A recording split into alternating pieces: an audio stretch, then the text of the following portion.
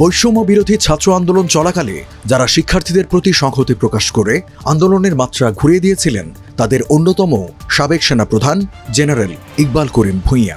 2012 সালে আওয়ামী লীগের শাসনামলে সেনাপ্রধান হিসেবে নিয়োগ পাওয়া এই জেনারেল নিজের ফেসবুকে তুলে ধরেছেন আলোচিত সেই সময়ের নানা ঘটনা প্রবাহ। তার দৃষ্টিতে কেমন ছিল 24-এর বিপ্লব?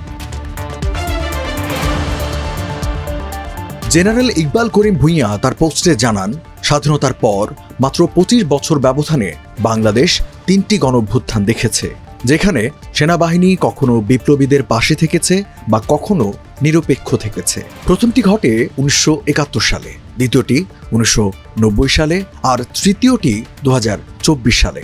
তবে 24-এর বিপ্লবকে আধা বিপ্লব হিসেবে উল্লেখ করেছেন তিনি। সেই সঙ্গে বিপ্লবীরা কিভাবে নতুন ভবিষ্যৎ নির্মাণের সুযোগ হারালো সে বিষয়ে করেছেন আলোকপাত।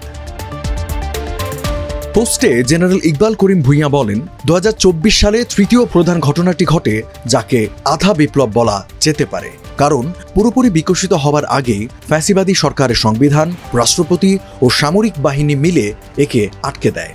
বঙ্গভবনকে বড় ধরনের বিক্ষোভের হাত থেকে বাঁচিয়ে রাখা হয়, কিন্তু গণভবন তুলনামূলকভাবে সহজেই বিক্ষোভকারীরা দখল করে। 24-এর বিপ্লবে সেনাবাহিনীর ভূমিকা নিয়ে পূর্ণাঙ্গ বিশ্লেষণ করা এখনও কেন সম্ভব নয় তার ব্যাখ্যাও দেন অবসরপ্রাপ্ত জেনারেল ইকবাল। তবে তিনি জানান, সেনাবাহিনীর অবস্থান খানিকটা দ্বিধাগ্রস্ত হলেও গুরুত্বপূর্ণ ছিল। গুরুত্বপূর্ণ আরেকটি উপাদান ছিল অবসরপ্রাপ্ত সামরিক সদস্যদের প্রভাব, যাকে এখন প্রায়ই উপেক্ষা করা হয়। সে সঙ্গে কিছু প্রশ্নও সামনে আনেন তিনি। এর মধ্যে গুরুত্বপূর্ণ জিজ্ঞাসা হলো, শেখ হাসিনা কিভাবে পালিয়ে গেলেন এবং আওয়ামী লীগের নেতাকর্মী, পুলিশ কিভাবে আশ্রয় পেলেন ক্যান্টনমেন্টে। তিনি আশা প্রকাশ করেন, এসব তথ্যের ঘাটতি পূরণ হলে মিলবে সেনাবাহিনীর প্রকৃত ভূমিকা। সাবেক সেনাপ্রধান লিখেছেন, আজ পর্যন্ত 2024 সালের জুন, জুলাই এবং আগস্ট মাসে কয়েক সপ্তাহ ব্যাপী চলা এই আন্দোলনের সময় সেনাবাহিনীর সঠিক ভূমিকা নিয়ে স্পষ্ট তথ্য পাওয়া যায়নি। সরকারিভাবে কোনো তদন্ত কমিটি গঠন করা হয়নি। সশস্ত্র বাহিনীর ভেতরেও আনুষ্ঠানিক কোনো তদন্ত আদালত হয়নি। ফাঁস হওয়া গোয়েন্দা তথ্যের টুকরো মিললেও সেগুলো দিয়ে সেনাবাহিনীর আসল আচরণ সম্পর্কে পূর্ণাঙ্গ চিত্র পাওয়া যায় না। এজন্য এ বিপ্লবটির ফরাসি বা রুশ বিপ্লবগুলোর সাথে তুলনামূলক আলোচনা করা কষ্টকর। আন্দোলনের সময় নিজের ফেসবুক কভার ও প্রোফাইল ছবি লাল করার প্রসঙ্গও তুলে ধরেছেন জেনারেল ইকবাল করিম ভূঁইয়া। তার এই পদক্ষেপ সে সময় যে গভীর প্রভাব ফেলেছিল তা নিয়ে বিস্ময় প্রকাশ করেন। সেই সঙ্গে এও জানান, অনুরোধের পরও আগের প্রোফাইলের ছবিতে না ফেরায় তার ওপর বিরক্ত হন শেখ হাসিনা।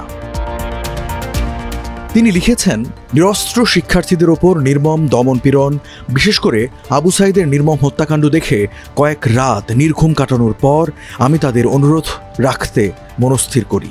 কিন্তু নিজে তেমন প্রযুক্তি জ্ঞানী না হওয়ায় আমার ছোট মেয়েকে জিজ্ঞাসা করে জানতে পারি কিভাবে ছবিটি পরিবর্তন করতে হয়। সে দ্রুতই লাল রঙের একটি গ্রাফিক পাঠায়, যেটি আমি আপলোড করি। তারিখ ছিল 31 জুলাইয়ের দিকে। অবসরপ্রাপ্ত এই জেনারেলের ভাষ্য, আমার ধারণা ছিল না এই পদক্ষেপের প্রভাব কতটা গভীর হবে। মাত্র 6 ঘন্টায় উল্লেখযোগ্য সেনা সদস্যদের ফেসবুক প্রোফাইল ছবি লাল হয়ে যায়। শেখ হাসিনার নির্দেশে তার সামরিক সচিব ফোন করে আমাকে অনুরোধ করে আমি যেন আগের প্রোফাইলের ছবিতে ফিরি। আমি রাজি হইনি। এতে শেখ হাসিনা স্পষ্টতই বিরক্ত হন। এরপর আমার সরকারি চাকরিজীবী আত্মীয় স্বজনদের দিকে নানা ধরনের হুমকি আসতে থাকে। বর্তমান সেনাপ্রধান জেনারেল ওয়াকারুজ্জামানের বিচক্ষণতার প্রশংসা করে আইকেবি হিসেবে পরিচিত জেনারেল ভূঁইয়া জানান, মোড় ঘুরে যায় 3 আগস্ট বেলা 1:30 ঘটিকায়, যখন জেনারেল ওয়াকার সেনা প্রাঙ্গণে জুনিয়র অফিসারদের সঙ্গে বৈঠকে বসেন। তাদের মধ্যে হতাশা ও ক্ষোভ তৈরি হয়েছিল, কেননা নিরস্ত্র জনতার উপর গুলি চালানোর নির্দেশে তারা বিক্ষুব্ধ ছিলেন। তাদের অসন্তোষ অনুভব করে জেনারেল ওয়াকার বিচক্ষণতার পরিচয় দিয়ে তাদের পক্ষে দাঁড়ান। তারপরে যদিও বিচ্ছিন্ন কিছু জায়গায় গুলির ঘটনা ঘটে, যেমন যাত্রাবাড়িতে, অন্যত্র গুলির মাত্রা অনেকটাই কমে আসে। ক্ষমতাসীন সরকারের ভিত কিভাবে নড়ে গেল সে বিষয়ে নিজের পর্যবেক্ষণ তুলে ধরেন জেনারেল ইকবাল করিম। রাওয়াতে তাদের ব্রিফিংটি শেখ পরিবারকে স্তব্ধ করে দিয়েছিল বলেও উল্লেখ করেন তিনি। পোস্টে সাবেক এই সেনাপ্রধান লেখেন, আমরা বিভিন্ন বাসায় যাই, বিশেষ করে অবসরপ্রাপ্ত ঊর্ধ্বতন অফিসারদের বাড়িতে, যেমন সাবেক সেনাপ্রধান লেফটেন্যান্ট জেনারেল নুরুদ্দিন খানের, যিনি 1990 সালে এরশাদের স্বৈরতন্ত্র উৎখাতে গুরুত্বপূর্ণ ভূমিকা রেখেছিলেন। 4 আগস্টের এই ব্রিফিং ক্ষমতাসীন সরকারের ভিত নাড়িয়ে দেয়। তখনও তারা আশা করছিল হয়তো দেশব্যাপী অচলাবস্থার মধ্যেও কোনোভাবে টিকে যাবে। শোনা যায় শেখ হাসিনা, শেখ রেহানা, মেজর জেনারেল তারিক আহমেদ সিদ্দিকী ও শেখ হেলাল ব্রিফিংয়ের বিষয়বস্তু শোনার পর রীতিমতো স্তব্ধ হয়ে যান। হয়তো বুঝতে পারেন তাদের সময় ফুরিয়ে এসেছে। দেশ ছাড়ার একদিন আগেও শেখ হাসিনা অবসরপ্রাপ্ত এই জেনারেলকে বিক্ষোভকারী শিক্ষার্থীদের সহিংসতার নানা ছবি পাঠান এবং ফোনে যোগাযোগের চেষ্টা করেন বলে ফেসবুকে দাবি করেন সাবেক সেনাপ্রধান। তিনি লেখেন, 4 আগস্ট থেকেই শেখ হাসিনা আমাকে বিক্ষোভকারী শিক্ষার্থীদের সহিংসতা নানা ছবি পাঠাতে শুরু করেন এবং ফোনে যোগাযোগের চেষ্টা করেন। আমি ফোনে সাড়া দেইনি। 7 আগস্টের পর ছবি পাঠানো বন্ধ করেন তিনি। শুধু 27 অক্টোবর শেষবারের মতো একটি ভিডিও পাঠান। শেষ মুহূর্তে শেখ হাসিনা আরও একটি মরিয়ার চেষ্টা করেন বলেও পোস্টে উল্লেখ করেন সাবেক এই সেনাপ্রধান। তিনি লেখেন, 4 আগস্ট রাতে গণভবনে সব নিরাপত্তা বাহিনীর প্রধানদের ডেকে তিনি নির্দেশ দেন, বিক্ষোভকারীদের শেষ দফা আক্রমণ যেমন করে হোক দমাতে হবে। এজন্য একটি বিশদ পরিকল্পনা করা হয়। বিজিবি, র্যাব ও পুলিশকে ঢাকার 13টি প্রবেশ পথ আটকে দিতে বলা হয় এবং সেনাবাহিনীকে শহরের প্রধান এলাকাগুলো দখলে রাখার নির্দেশ দেওয়া হয়।